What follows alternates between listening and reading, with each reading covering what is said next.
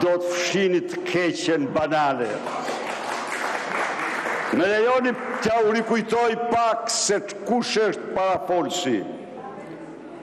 Me datën 10/2/2020, Target, ky është counterparti i tij, informon pinin AM5P80 se kishin rënë dakord me styre që të mos i kërkonin kriminalit Tao asnjë tender publik, asnjë favor të tjetër përveç atyre që kishin rënë dakord të kërkojnë.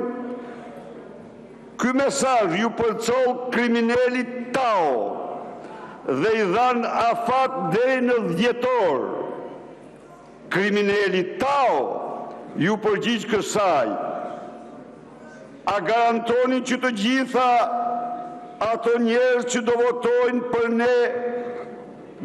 për ne nëse vendosim në lista ata që thoni ju në burg? Përgjigja ishte, po, ne garantojmë këtë. Më pas kriminali Tao tha, ata shkojnë në burg këtë vit. Kriminali Tao është implikuar në afera tjera të rënda me kunatën e Fate Velos, një farë Eriona Daupaj. Eriona Daupaj, ja ku i kam këtu në rur miq, thot, Daupaj, do të arqoj për sekuestro, se do t'i bëj nder Taos, kriminalit Tao. Prisni se ka tjera prap.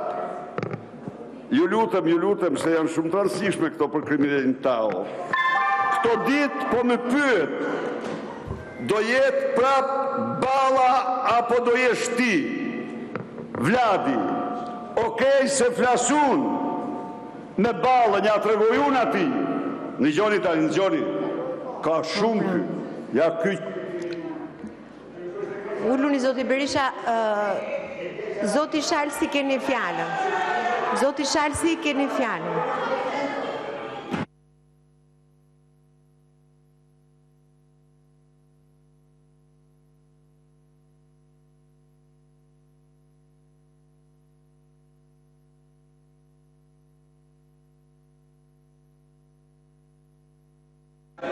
Zoti Shalsi keni fjalën, ju lutem, zoti Berisha. Zoti Berisha, lëroni foltoren për zotin Shalsi.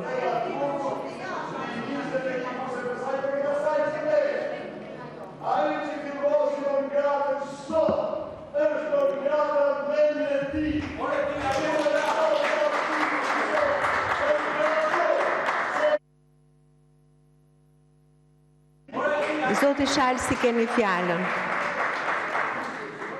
Zoja Topalli, po nuk keni kërkuar fjalën. Po nuk kam fjalë, nuk e keni emrin këtu. Ju lutem, Zoja Topalli, po si mund ta prishni seancën, e kuptoni çfarë jeni duke bërë apo jo? Ishte seanca në zhvillimin më të rregullt të mundshëm. Kujtoheni dhe vini dhe prishni seancën, po nuk e kam emrin këtu. Ju lutem, Zoja Topalli, kërkoni fjalën dhe me njëherë, po e kam deklaruar zotin Shalsi, në bazë zotin Shalsi do keni fjalën. Shiko edhe njerë, në bazë të rregullores, po e kam thirrur 3 herë zotin Shalsi për fjalën. E keni kërkuar më pas, ju lutem uluni. Zoja Topalli.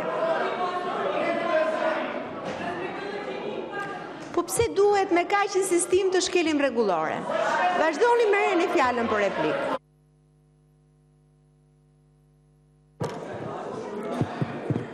Zoj, nuk kam mikrofon.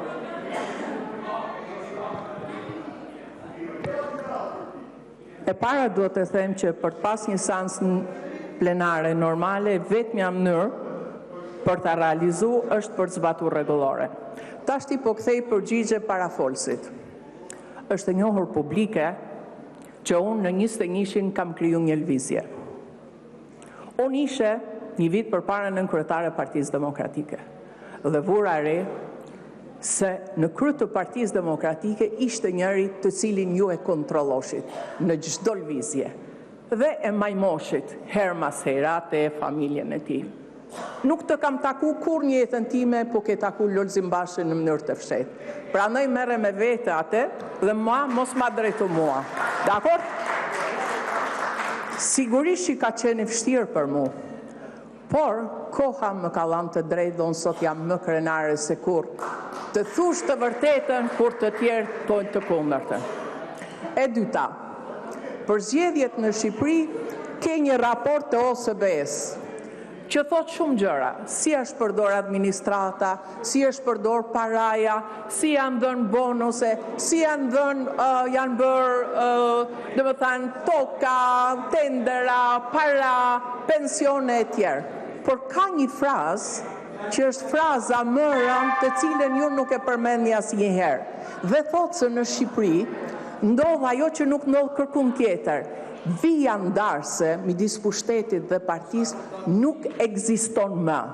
Imagjinoni çka keni ba ju dhe shok tuj në diasporë, që nuk ja keni qua zarfin, që e keni shpërnda vetë zarfin, që thatë që do merrni DHL-n, por në fakt ja dha të tjerëve, që shkove vetë zotria jote në Greqi së bashku me të gjithë kryetarët e bashkive, drejtorëve, administratën, duke I kërcënu me familjen e tyre, me motrat e vëllezërve të tyre që du hiqnin bukën e gojës nëse diaspora nuk do jepte atyre voten.